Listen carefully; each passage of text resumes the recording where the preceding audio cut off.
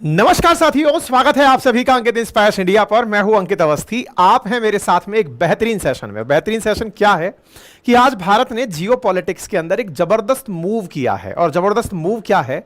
एक ऐसा मूव जो कि चीन की चिंता बढ़ाएगा। और चीन की चिंता बढ़ाने के पीछे का कारण है इनका मुइज्जू प्रेम। मुइज्जू प्रेम, अगर आपको ध्यान हो तो भारत के दक्षिण में स्थित एक आइलैंड कंट्री मालदीव्स को चीन ने अपनी तरफ से रक्षा सहयोग का आश्वासन दिया था। भारत ने उसका टिट फॉर टैट करके बदला ले लिया है। भारत ने इनको यानी कि मालदीव्स के नाम पर चीन को धमकाते हुए कहा है कि ठुकरा के मेरा प्यार तू मेरा इंतकाम देखेगी। उस अंदाज में आज इंडिया ने चीन को बहुत अच्छे से समझा दिया है कि अगर तुम डाल हो तो हम पात हैं। क्या है पूरी कहानी विस्तार में बताएंगे, बस शॉर्ट में इतना सा समझ लीजिए कि जिस प्रकार से भारत के दक्षिण में मालदीव्स को रक्षा सहयोग चीन देने निकला, चीन के दक्षिण में दक्षिणी चीन सागर में फिलीपींस को भारत ने आज अपनी ब्रह्मोस पहुंचा दी है। ये जो तस्वीर आप देख रहे हैं, ये तस्वीर भारत की तरफ से ग्लोब मास्टर से उतरते हुए ब्रह्मोस मिसाइल की है। ये ब्रह्मोस मिसाइल यहां पर तैनात होने के लिए आज लैंड करवा दी गई है। आप रक्षा सहयोग करने की बात कर रहे थे, हमने अपना माल बेच भी दिया है लगभग $4.5 या कहिए तो $375 मिलियन के अंदर, $0.4 बिलियन के अंदर हमने यह रक्षा सहयोग समझौता किया था और हमने ब्रह्मोस लगा भी दिया है। अब इसकी वजह से क्या होगा वो तो दुनिया जाने, लेकिन दुनिया में हेडलाइन जबरदस्त है। और हेडलाइन साथियों केवल यह बन चुकी है कि इंडिया ने चाइना को काउंटर करते हुए साउथ चाइना सी के अंदर अपनी तरफ से ब्रह्मोस तैनात कर दी है। यह बात बिल्कुल वही वाली बात है जो हम अक्सर आपसे कहते हैं कि इंडिया के चारों तरफ चाइना हमको घेरने की तैयारी करता है, हम चाइना को घेरने की तैयारी करते हैं। चाइना हमसे क्यों इरिटेट होता है, यह आज आपको डिटेल में समझ में आएगा। इस पूरी कहानी को कहां से शुरू हुई, कैसे चली, किस प्रकार से हमने पाकिस्तान पर बकायदा ब्रह्मोस चलाकर टेस्टिंग करके फिलीपींस वालों को अपनी ब्रह्मोस बेची, आज के सेशन में बताएंगे। हमने बकायदा इनको ट्रायल रन दिया था कि देखिए पाकिस्तान वालों को चीन सुरक्षा देता है, अगर आप चाहें तो हम पाकिस्तान में मार के दिखा दें। उन्होंने कहा, फिलीपींस वालों ने, हां सर टेस्टिंग लेना चाहेंगे तो लीजिए। टक से हमने चलाया, पाकिस्तान में फटा। बोले देख लिया, पाकिस्तान के अंदर सुरक्षा देने वाला चीन ब्रह्मोस को नहीं पकड़ पाया, अब तुम चीन पे चला दोगे, चीन पकड़ नहीं पाएगा। बोलो अब पैक कर दें? बोले हां सर कर दो। तो हमने भाई साहब ब्रह्मोस पैक कर दी, पहुंच गई है और तैनात होने वाली है। क्या आ गई बात समझ में? चलिए शुरुआत करते हैं सेशन की डिटेल में, लेकिन कुछ गुजारिश करने का वक्त है। वक्त यही है कि चैनल को सब्सक्राइब कर लो, अपडेट बने रहने के लिए बहुत जरूरी रहता है। चैनल को सब्सक्राइब करने में एक बटन है लाल सा, वो दबा दीजिए। बेल आइकन है वो दबा दीजिए, ताकि भविष्य में जब भी कोई सूचनाएं मिले आप तक पहुंचती रहें। पढ़ने लिखने वाले लोग अगर आप मेरे साथ नटराज बैच ज्वाइन करना चाहते हैं तो मोस्ट वेलकम है। आरएएस परीक्षा के लिए हमारी टीम बेहतरीन 16 सब्जेक्ट की तैयारी कराती है। उनमें से हम एथिक्स पढ़ाते हैं। एथिक्स पढ़ने वालों के लिए 999 के अंदर हमारा कंप्लीट एथिक्स की क्लास आपके लिए उपलब्ध है। एडमिशंस ओपन है। और हाँ, यदि आप हमारे ऑलरेडी किसी भी कोर्स के अंदर एनरोल हैं अपनी पाठशाला पर, तो एथिक्स कोड यूज करिएगा। 499 के अंदर नीति शास्त्र पढ़ने का मौका मिल जाएगा। और हाँ, यदि आप मेरा हैंड रिटन कंटेंट चाहते हैं वो भी उपलब्ध है। और अगर आप मेरा कोर्स चाहते हैं रिकॉर्डेड फॉर्मेट में, तो 1499 में GS, history, geography, polity, economy उपलब्ध है। और पुराने विद्यार्थी जो ऑलरेडी हमारे कोर्स में एनरोल हैं और वैलिडिटी एक्सटेंड करना चाहते हैं, तो वो अंकित 50 कोड यूज करके 799 के अंदर पूरी 1 साल की वैलिडिटी के साथ हमारा कोर्स एनरोल कर सकते हैं। बाकी हैंड रिटन नोट्स आपके लिए उपलब्ध हैं, वो हमने दिखा भी दिए। चलिए बढ़ते हैं साहब। तो साथियों बात है चाइना की, और चाइना के साउथ चाइना सी के अंदर आज इंडिया ने चीन को उसी की भाषा में धप्पा बोल दिया है। क्या किया है जरा आप चाइना देखें और चाइना के साथ लगा हुआ फिलीपींस देख लें। मैप को अगर समझना चाहें तो हल्का सा इसे मैप की दृष्टि से समझ लेते हैं। अगर हम इंडिया को, एशिया को इस प्रकार से पढ़ना चाहें तो ऊपर उत्तर है, नीचे दक्षिण है, राइट में ईस्ट है और लेफ्ट में वेस्ट है। तो इंडिया के रेस्पेक्ट में अगर हम बात करें तो इंडिया के रेस्पेक्ट में साउथ और ईस्ट के अंदर बसे हुए इन सभी देशों को साउथ ईस्ट कंट्री कहा जाता है, जो कि अपने आप में एक समूह बनाकर रहते हैं, जिन्हें आसियान कंट्री कहा जाता है, association of south east Asian nation. तो ये साउथ ईस्ट एशियन नेशंस का एसोसिएशन है, जिसमें 10 देश आते हैं। उनमें से एक देश है फिलीपींस, जो यहां दिखाई दे रहा है। आज चर्चा इसी फिलीपींस की हो रही है, क्योंकि इसी फिलीपींस को भारत ने अपनी तरफ से ब्रह्मोस मिसाइल दी है। अब बड़ा सवाल यह बनता है कि फिलीपींस को हमने क्यों दी है। इसका पूरा कहानी समझने से पहले आपको यह समझना पड़ेगा कि फिलीपींस की टसल किससे चल रही है।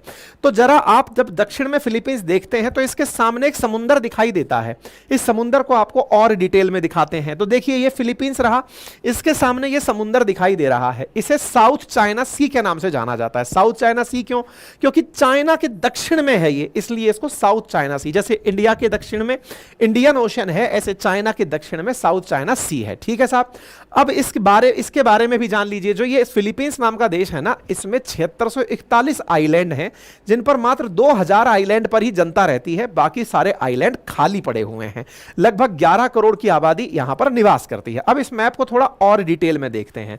देखिए ये चाइना और चाइना के दक्षिण में ये वाला पूरा की पूरा जो सी है, इसे साउथ चाइना सी के नाम से आप जानते हैं।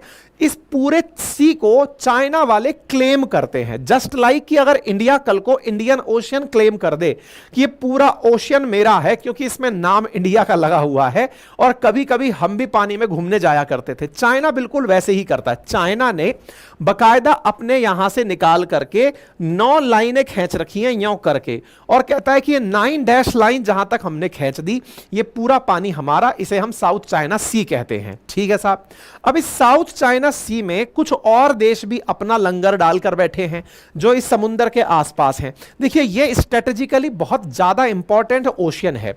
इंडिया का अगर अमेरिका, जापान इनसे ट्रेड होता है तो साउथ चाइना सी होकर के ही होता है।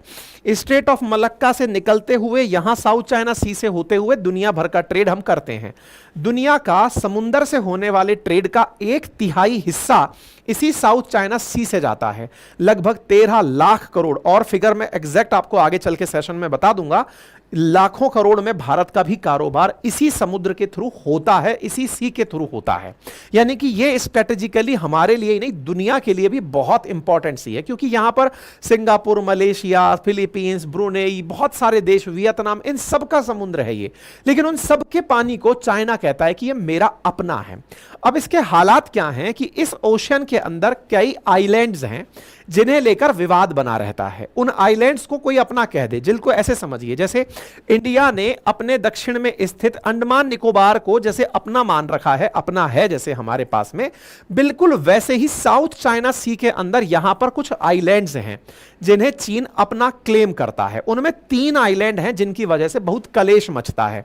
उनमें से एक आइलैंड का नाम है पारासल आइलैंड, एक का नाम है स्पार्टले आइलैंड और एक का नाम है स्कारबोरो आइलैंड। ये 3 ही आइलैंड है। जब भी आपसे भविष्य में भी चाइना और फिलीपींस के बीच विवाद पूछा जाए या साउथ चाइना सी का विवाद पूछा जाए और आप इन 3 आइलैंड का नाम लिख दें तो समझिए कि आप एकदम परीक्षा पास कर गए। पारासल, स्पार्टले और स्कारबोरो। ठीक है, ये जो स्कारबोरो आइलैंड आपको दिखाई दे रहा है, ये विवादित है चाइना और फिलीपींस के बीच में। ऐसे ही स्पार्टले आइलैंड भी विवादित है चाइना और फिलीपींस के बीच में। आफ्टर ऑल ये विवाद होता कैसे है, क्यों इस तरह से इसका क्लेम इसके ऊपर है, तो इसके पीछे की भी कहानी है। यूनाइटेड नेशंस ने बकायदा यह निर्धारित किया हुआ है कि कोई भी देश अपने सी शोर से, यानी कि अपने तट से 200 नॉटिकल माइल तक के क्षेत्र को एक्सक्लूसिव इकोनॉमिक जोन समझकर वहां पर कोई भी इकोनॉमिक एक्टिविटी कर सकता है। 200 नॉटिकल माइल, समुद्री माइल के अंदर जो भी क्षेत्र पड़ेंगे उन्हें वो देश अपना मान सकता है। इसी क्रोनोलॉजी में स्कारबोरो आइलैंड इनके 200 नॉटिकल माइल के अंदर आ जाते हैं। यही कारण है कि फिलीपींस उसे अपना मानता है। इसी तरह से स्पार्टले आइलैंड भी फिलीपींस के हिस्से में पड़ता है। चाइना वाले तो पूरा समुंदर ही अपना क्लेम करते हैं। इनका तो मानना यह है कि इनके बाप दादा कभी यहां पर गाय भैंस बकरी चलाया करते होंगे या मछली मारने आया करते होंगे, तो बोले ये पूरा हमने ही खोजा था, इसलिए ये पूरा हमारा है। दक्षिणी चीन सागर के 80% हिस्से पर चाइना खुद क्लेम करता है कि ये आइलैंड पूरे मेरे हैं, ये समुंदर पूरा मेरा है। और यही कारण है कि इस क्षेत्र में कई देश जैसे Malaysia, Vietnam, Philippines, Brunei China के साथ कन्फ्लिक्ट में हैं, क्योंकि चाइना इन आइलैंड्स पर अपना क्लेम करता है, बाकी देश अपना क्लेम करते हैं। हद तो इस बात की थी कि ये वाला जो क्षेत्र आपको दिख रहा है, ये वाला, यहां पर ना गल्फ ऑफ टॉमकिन नाम से एक गल्फ है। गल्फ मतलब पानी का वो क्षेत्र जो 3 तरफ से भूमि से घिरा हुआ हो, खाड़ी जैसे कहते हैं, जैसे पर्शियन गल्फ हो गया, बंगाल की खाड़ी हो गया, ऐसे ये वाली जो खाड़ी है ना गल्फ ऑफ टॉमकिन, कभी चाइना इसे भी अपना बताता था, लेकिन 1949 से ये इसे वियतनाम का बताने लग गया। ये रहा वियतनाम, जो बिल्कुल बिल्कुल ड्रैगन के नीचे सांप का फन बनाकर बैठा हुआ है। वियतनाम और चाइना की बिल्कुल नहीं बनती है। और इसके के सामने का ये वाला जो पानी है गल्फ ऑफ टॉमकिन, पहले चाइना 11 डैश लाइन के तहत इसे भी अपना बताता था, लेकिन आजकल उसने ये राग छोड़ दिया है। अब 9 डैश लाइन के थ्रू ही वो लगभग साउथ चाइना सी के 80% हिस्से को अपना बताता है। 9 डैश लाइन के अंदर जो मामला फंस गया वो फिलीपींस के साथ विवाद का कारण बन गया। अब फिलीपींस के साथ जो विवाद है वही हमारा सेल्स पॉइंट है, यानी आज इंडिया ने अगर किसी विवाद के कारण किसी को कोई सामान भेजा है तो वो यही कारण है कि इस क्षेत्र के अंदर जो चाइना के द्वारा क्लेम किया जाने वाला जोन है वो फिलीपींस के साथ जो विवाद है, अब आप उसको समझेंगे कि चाइना फिलीपींस का विवाद क्या है और किस तरह से हमारे द्वारा दिया गया ब्रह्मोस मिसाइल सिस्टम इन्हें चाइना वालों को आने वाले समय में चिंता देगा। चिंता का बड़ा कारण मैं समझा दूं, आप में से कुछ लोग हो सकता है जो कहें कि सर ये बड़ा एग्जरेटेड बात है कि चीन को चिंता होगी भारत के ब्रह्मोस से। देखो मैं फिर से याद दिला दूं, चाइना पाकिस्तान की हिफाजत की कस्में खा रखा है। पाकिस्तान भी अपने डिफेंस सिस्टम में चीनी सामानों को लगा रखा है कि कल को कोई मिसाइल आएगी तो चीनी मिसाइल बता देंगी कि देखो आ गई। इंडिया ने बकायदा पाकिस्तान पर मिसाइल दागकर यह बताया था कि देख लो हमने आप पर चला के दिखा दिया है, तुम पकड़ ही नहीं पाओगे कि ब्रह्मोस चला दी है। हमने एक मिसफायर किया था ब्रह्मोस का, अगर आपको ध्यान हो, गलती से चल गई कह करके हमने पाकिस्तान में लगभग 150 किलोमीटर अंदर मिसाइल फेंक दी थी। हमने फिर जांच बिठाई अपने सेना के अधिकारियों पे कि अरे नहीं नहीं भाई साहब गलती से चल गई, लेकिन वो एक प्लान्ड स्ट्रेटजी थी, दुनिया वाले यही मानते हैं। चलिए खैर जिस भी तरह से आगे बढ़े आप आगे बढ़ते हैं। तो फिलहाल के लिए मुद्दा क्या है कि चाइना का फिलीपींस से कलेश क्या है ये समझते हैं, और चाइना के साथ जो वियतनाम का गल्फ ऑफ टॉमकिन है इसको लेकर के तो कलेश कभी और डिस्कस करेंगे। हां, ऐतिहासिक रूप से पढ़ना लिखना चाहें तो कंटेंट हम आपको बता देते हैं कि 1974 के अंदर चाइना वालों ने बकायदा इन क्षेत्रों में जो आइलैंड्स थे जिसमें से पार्सले, स्पार्टले, पारासल और स्कारबोरो, इनमें से पारासल आइलैंड के लिए तो वियतनाम के साथ में झगड़ा तक कर लिया था। लगभग 70 वियतनामी सैनिक मार दिए थे चाइना वालों ने 1974 में जब पारासल आइलैंड पर इन्होंने कब्जा किया था। तो ये सब पारासल आइलैंड जो बीच में पड़ा हुआ है इसके साथ तो वियतनाम का संघर्ष चल रहा है, कभी और देखेंगे। फिलहाल हम स्कारबोरो पर फोकस करते हैं, क्योंकि हुआ कुछ इस प्रकार से कि इन आइलैंड्स को लेकर कलेश क्यों है इसके पीछे की भी वजह जान लेते हैं।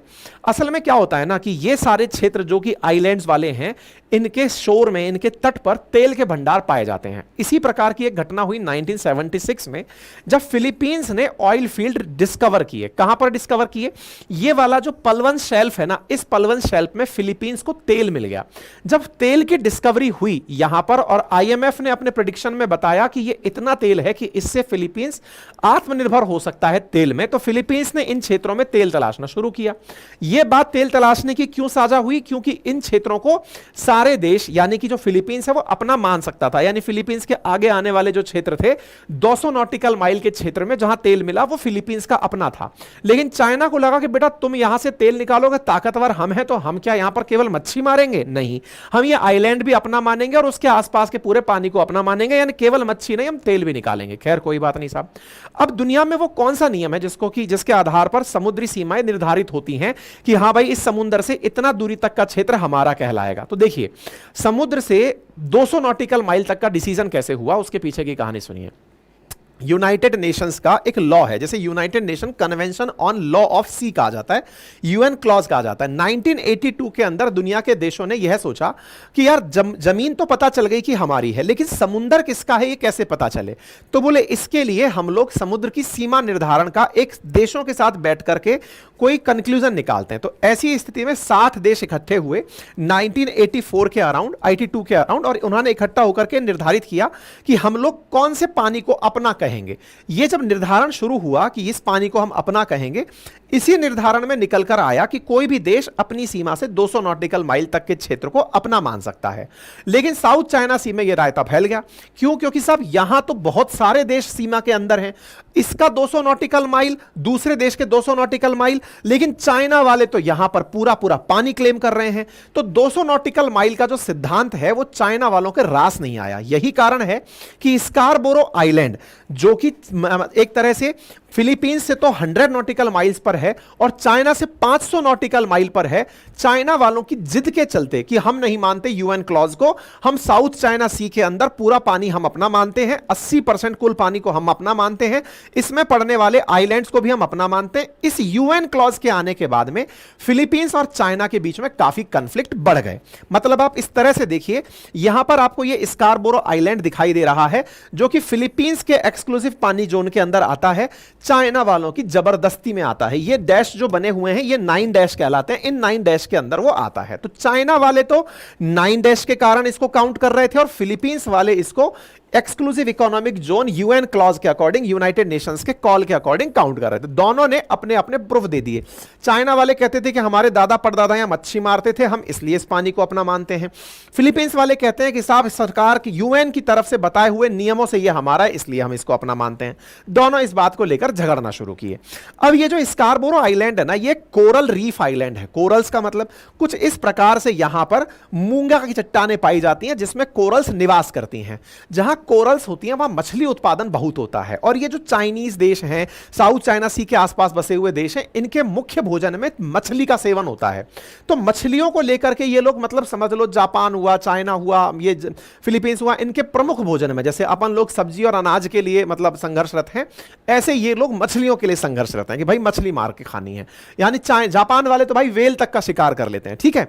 तो यहां पर मछली का बड़ा मात्रा में बहुतायत पाया जाता है। तो अब आप इसको ऐसे देखिए, ये चाइना रहा, ये फिलीपींस रहा, और इस क्षेत्र में इनको मछलियां पकड़नी है, ठीक है। मछली पकड़ने के नाम पर फिलीपींस वाले यहां जब जाते हैं तो चाइना वाले यहां पर अपना पहले से ही लंगर डाल के बैठे होते हैं। जैसे आप कहीं गए और आपने जाकर अपना लंगर डाल दिया, ये पूरा क्षेत्र बोले तो मेरा है, अब यहां कोई मछली पकड़ने नहीं आएगा।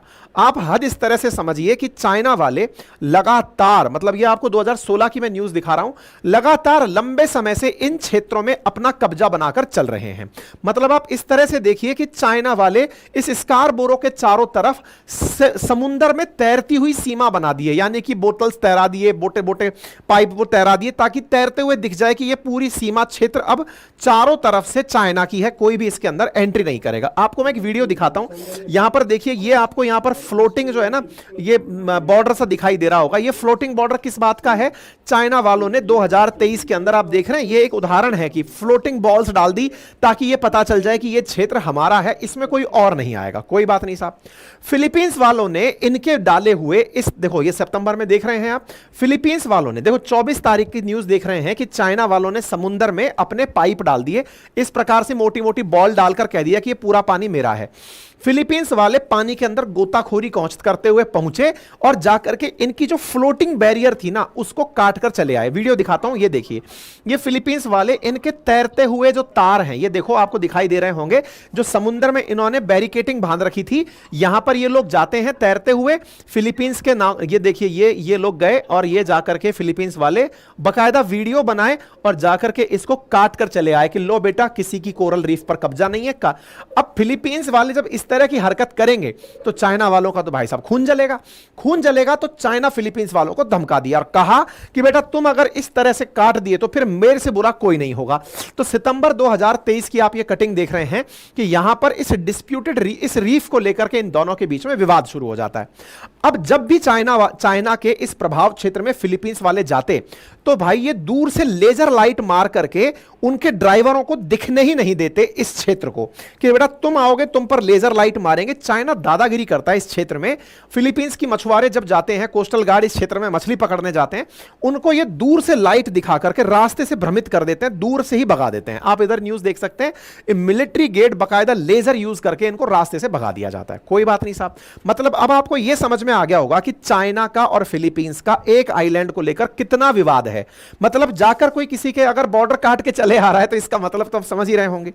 अब ऐसी स्थिति में फिलीपींस वाले इनको कई बार कहे कि देखो आप हमें हरेस करना बंद करो, एक तो हमारे क्षेत्र पर कब्जा कर लिए, हम अगर उस पर जाते हैं तो आप हमें लाइट दिखा के भगा देते हो। अब इससे बचने के लिए क्या करें?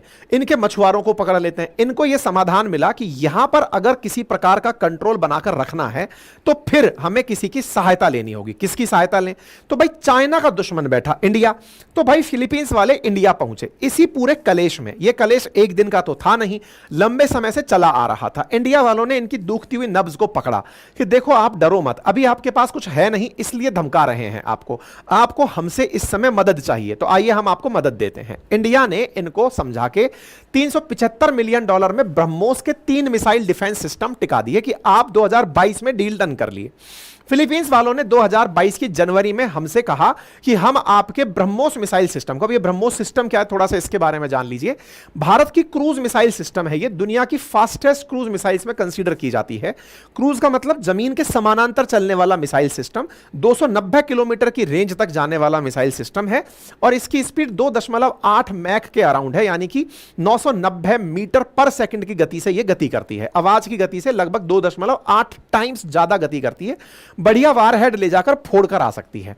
इतनी तेज गति में जमीन के समानांतर चलती है कि रडार इसको पकड़ नहीं पाते, क्योंकि ये बैलिस्टिक तरीके से नहीं जाती, पैराबोलिक पाथ पर ना जाकर जमीन के समानांतर जाकर के मार करती है, तो इसको वो लोग कैप्चर नहीं कर पाते। इसी कारण से इसकी दुनिया भर में डिमांड है और इंडिया इसको लेकर के air force version, naval version, army version सब बना चुका है, सब टेस्टिंग कर चुका है। ब्रह्मोस को ब्रह्मपुत्र और मॉस्कोव दो नामों से मिलकर बनाया गया है, जो कि रूस की नदी मॉस्कोव के दिमाग में रखते हुए भारत से ब्रह्मोस को ध्यान में रखकर भारत और रूस के सहयोग से बनाया गया सिस्टम है। और भारत और रूस ने लंबा सहयोग इस क्षेत्र में निभाया है और आज भारत की ही एक डेडिकेटेड मिसाइल सिस्टम यह कहलाती है और भारत ही इस मिसाइल सिस्टम को दुनिया को बेच सकता है। और इसी क्रम में भारत ने इसे $375 मिलियन के अंदर फिलीपींस को बेच दिया। अब फिलीपींस वालों ने यह कहा कि सर खरीद तो रहे हैं हम आपसे, डील भी कर ली, लेकिन जब इतना महंगा व्हीकल हम खरीद रहे हैं, 3000 करोड़ में आपसे अगर सिस्टम खरीद रहे हैं, हमने गाड़ी चलाकर नहीं देखी। आदमी अगर कोई हीरो होंडा मोटरसाइकिल एक्टिवा तक खरीदता है तो चाहता है कि वो उसका एक बार डेमो ले ले। मारुति की अल्टो कार भी खरीदता है तो डेमो लेने की कोशिश करता है, यार चला के देख तो लें दो कैसी चलती है। हम आपसे 3000 करोड़ की मिसाइल ले रहे हैं, हमने आज तक चला के देखी नहीं। इंडिया ने कहा यार चलाई तो हमने भी नहीं, पर लेकिन आपके लिए हम ये भी कर देंगे, आपकी मुराद भी पूरी कर देंगे। भाई साहब ऐसा मैं नहीं, लोगों का परसेप्शन है कि इन्होंने जब हमसे डिमांड की कि हमें, अब यार मुंह पे तो किसी ने कहा नहीं होगा कि ऐसे करो, मैं आपको थोड़ा समझाने के पॉइंट ऑफ व्यू से बता रहा हूं। तो भाई साहब इंडिया वालों ने इसको बकायदा चलाकर पाकिस्तान की सीमा में लगभग 124 किलोमीटर अंदर तक दाग दिया, जिससे कि इंडिया का मिस फायर कहा गया कि गलती से चल गई साहब हमसे और पाकिस्तान में जाकर गिर गई। तो ब्रह्मोस को लेकर के यह संतुष्टि मिल गई फिलीपींस वालों को कि पाकिस्तान का डिफेंस सिस्टम जो चीन वालों ने दे रखा है उनको मिसाइल से बचाने के लिए, जब वो पकड़ ही नहीं पाया, दैट इज ब्रह्मोस अपने आप में काफी कारगर चीज है। कल को अगर चाइना पर चलाया गया तो चाइना पकड़ नहीं पाएगा। ठीक है साहब। तो इस भारत का जो ये ब्रह्मोस है, जिसका मतलब ब्रह्मोस को लेकर 1998 में जिसको लेकर भारत और रूस के बीच करार हुआ था और 2007 में पहली बार जो बनकर आई थी, फिलहाल हमारे इंडियन नेवी, इंडियन आर्मी और नेवी सबके पास में, ये एयरफोर्स सबके पास में है। ठीक है। ब्रह्मोस को हमने प्रॉपर तरीके से इनको समझा दिया कि आपको हम उपलब्ध कराएंगे। फिलीपींस वाले नेवी के लोग हमारे पास चलकर आ गए कि सर हमें ट्रेनिंग भी दे दो, कल को चलानी पड़ गई, हमारी नेवी को सुरक्षा करनी पड़ती है चाइना वालों से, तो हमें ट्रेनिंग भी दे दो। तो बोले ले जाओ, तुम भी ट्रेनिंग ले जाओ। बकायदा हमने इस ट्रेनिंग को ध्यान में रखते हुए प्रॉपर तरीके से प्लान किया कि इन्हें 2023 के दिसंबर तक पहली ब्रह्मोस पहुंचा देंगे, लेकिन कुछ तकनीकी दिक्कतों से थोड़ी थोड़ी देरी होती रही। आज जो आप ये सुर्खी पढ़ रहे हैं, जिस समय आप ये सेशन सुन रहे हैं, उससे कुछ ही घंटों पहले भारत ने ब्रह्मोस को C-17 ग्लोब मास्टर में भर के ब्रह्मोस को फिलीपींस में पहुंचा दिया है। तस्वीरें आपके सामने हैं। हमने इसके बारे में कल भी आपको अपने ट्विटर हैंडल अंकित कुमार अवस्थी जो वेरीफाइड अकाउंट है, कल भी आपको यहां पर इंफॉर्म कर दिया था कि किस प्रकार से C-17 ग्लोब मास्टर के अंदर हम लोग ब्रह्मोस को भेजेंगे। आज भी हमने सुबह ही आपको, शाम को ही ये थोड़ी देर पहले अपडेट किया है कि देखो हमारी ब्रह्मोस C-17 में पहुंच चुकी है। यहां पर उतरते हुए का आप ये वीडियो भी देख सकते हैं किस प्रकार से C-17 ग्लोब मास्टर से ब्रह्मोस उतर रही है। यानी जो ब्रह्मोस के लिए 2022 में हमने इनके साथ एग्रीमेंट किया था $375 मिलियन में, वो ब्रह्मोस हमने मात्र 1.5 साल के भीतर भीतर इनको यहां पर डिलीवर भी कर दिया, 2 साल के भीतर भीतर डिलीवर भी कर दिया। ये आप जाते हुए देख सकते हैं और ये बकायदा लदकर चल भी दी है कि चली साहब ब्रह्मोस अब ठिकाने लगाने चाइना वालों को। बकायदा यहां पर मिठाई विठाई बांटी गई। फिलीपींस वालों से कहा गया कि चिंता मत करो, अब तुम सुरक्षित हाथों में हो, बढ़िया से मिठाई खाओ, मन खुश रखो। ठीक है साहब। कुल मिलाकर 19 अप्रैल को हमने अपनी तरफ से इनको 3130 करोड़ की ब्रह्मोस सौंप दी है और यहां पर ये जो मिसाइल सौंपी गई है, ये 290 किलोमीटर की मारक क्षमता वाली है और ये चाइना के साथ 1-on-1 करेगी। रशियन टाइम्स ने भी इस खबर को लिया। भारत और रूस के साथ मिलकर बनी हुई है मिसाइल है। अभी जो हम देने वाले हैं इनको 3130 करोड़ में, देने वाले क्या हैं? इनको 3 मिसाइल सिस्टम देंगे जो ये अपने कोस्ट पर तैनात करेंगे। कोस्ट पर तैनात करेंगे। इस सिस्टम के अंदर, प्रत्येक सिस्टम के अंदर 2 मिसाइल लॉन्चर होंगे, 1 रडार होगा, 1 कमांड एंड कंट्रोल सेंटर होगा और यहां पर 2 ब्रह्मोस मिसाइलें 10 सेकंड के अंदर दागी जा सकेंगी। इस प्रकार का सिस्टम भारत फिलीपींस को दे रहा है। इसका मतलब यह समझ जाइए कि जो मालदीव्स के केस में चाइना वालों ने उनसे कहा था कि हम तुम्हारा रक्षा सहयोग करेंगे, हमने कर दिया। तुम कह रहे थे, हमने डिलीवर भी कर दिया है, हमने अपनी तरफ से कंप्लीट डिलीवरी कर दी है। लोग अब इस बात में कहने लग रहे हैं कि इंडिया ने बहुत तेजी से इस काम को किया है। आपको ध्यान होगा, हमने एक सेशन किया था कुछ दिनों पहले, जब भारत का मालदीव के साथ विवाद चल रहा था, लक्षद्वीप वाला इशू चल रहा था। उस समय भी हमने कहा था कि चीन वालों ने इनसे कहा है कि हम मुफ्त में आपको रक्षा सहयोग देंगे। दोगे भाई, क्योंकि तुम्हारे नाक के नीचे हमने ब्रह्मोस तैनात कर दी है। इनकी इतनी औकात नहीं है कि ये आपसे मिसाइल खरीदें, ये तो आपसे टूरिस्ट ही मंगा लेंगे, उतने में ही काम चल जाएगा इनका, ठीक है। तो चाइना का हाथ भले ही इन्होंने मालदीव ने पकड़ रखा हो, लेकिन भारत ने इनको प्रॉपर तरीके से अपना काम करके दिखा दिया है। अब आपके दिमाग में सवाल बनेगा कि इंडिया इस काम से करेगा क्या। देखिए, पिछले वित्तीय वर्ष में भारत के रक्षा उपकरणों के एक्सपोर्ट में 32.5% का एक्सपोर्ट रहा। 21,000 करोड़ का हमने डिफेंस एक्सपोर्ट पार किया है। भविष्य में हम डिफेंस एक्सपोर्ट को और बढ़ाने वाले हैं, जिसमें भारत का डॉर्नियर 155 mm एडवांस टोही, आकाश मिसाइल सिस्टम, रडार, सिमुलेशन, दुनिया भर को हम बेचने वाले हैं। इसी क्रम में भारत ने इनको जो प्रॉमिस किया वो पूरा कर दिया। एक बार के लिए क्रोनोलॉजी आप देखें, मार्च 26 की, इंडिया सपोर्ट फिलीपींस सॉवरेनिटी, ऐसा जयशंकर साहब ने कहा था, क्योंकि 12 मार्च को चाइना वालों ने मालदीव से कहा था कि हम आपकी सॉवरेनिटी की रक्षा करेंगे। तो यही लाइन जब इन्होंने 12 मार्च को कही थी ना, चाइना वालों ने मालदीव्स को, हमने 26 मार्च को जयशंकर साहब को भेजकर इनसे कह दिया था, चिंता मत करो, इंडिया फिलीपींस की संप्रभुता की रक्षा करेगा। इसका मतलब समझिए, भारत ने चाइना का मालदीव्स के प्रति जो प्यार था, जो कि 12 मार्च को दिखाया गया था, उसका काउंटर 26 मार्च को दिखा दिया था कि ये पकड़िए, हम आपका सहयोग करेंगे। बात समझ रहे हैं आप। ब्रह्मोस के जाने से अब एक और उम्मीद जगी है कि भारत ने चाइना के दक्षिण में फिलीपींस को ब्रह्मोस पहुंचा दी। उसी के दक्षिण में एक देश और है जिसका नाम वो है वियतनाम है। अब हम वियतनाम को भी ये मिसाइल बेचने वाले, 2023 के अंदर इनसे भी बात चल रही है, ब्रह्मोस इनके पास भी पहुंच जाएगी। तो एक प्रकार से हम इनके दुश्मनों को अनेबल कर रहे हैं। चिंता मत करो, मछली मारनी है तो ब्रह्मोस से मारना, उस तरह से हाल चल रहा है। जानकारी समझ में आ गई हो, अपडेट की आप लगता हो कि हाँ भाई इतनी देर तक सुना है, कुछ कंटेंट मिला है। आपसे एक मुफ्त का आप सहयोग चाहते हैं, और सहयोग ये है कि सब्सक्राइब का बटन है, उससे जाके दबा दीजिए, है ना। 0.19 सेकंड में क्लिक हो जाता है, और हमको फायदा ये होता है कि जब भी नया सेशन आता है आप तक हम तुरंत पहुंच जाते हैं, ठीक है। फिलहाल के लिए इतना ही। बाकी पढ़ने लिखने वाले विद्यार्थियों से कहा जा रहा है कि यदि आप आरएएस परीक्षा की तैयारी कर रहे हैं तो आप हमारे फाउंडेशन बैच में एडमिशन ले सकते हैं। और यदि आप केवल डेडिकेटेड एथिक्स पढ़ना चाहते हैं तो नए विद्यार्थियों को 999 में, पुराने विद्यार्थियों को 499 में एथिक्स कोड यूज करने पर उपलब्ध है। रिकॉर्डेड जीएस फाउंडेशन बैच 1499 में, पुराने विद्यार्थियों को 79 में, आफ्टर यूजिंग कोड अंकित 50 वो पा सकते हैं। बाकी हमारी बुक्स भी आपके लिए मार्केट में उपलब्ध हैं, आप इन्हें हमारे अपनी पाठशाला एप्लीकेशन से ऑर्डर कर सकते हैं। कुछ इस प्रकार से लिखी हुई किताबें आपको उपलब्ध कराई जा रही हैं। फिलहाल के लिए इतना ही। अपना ख्याल रखें, बड़ों का सम्मान करें, छोटों को प्यार दें और अपना व्यक्तित्व इस प्रकार से विकसित करें कि महिलाएं आपके साथ सुरक्षित और सम्मानित महसूस करें। धन्यवाद।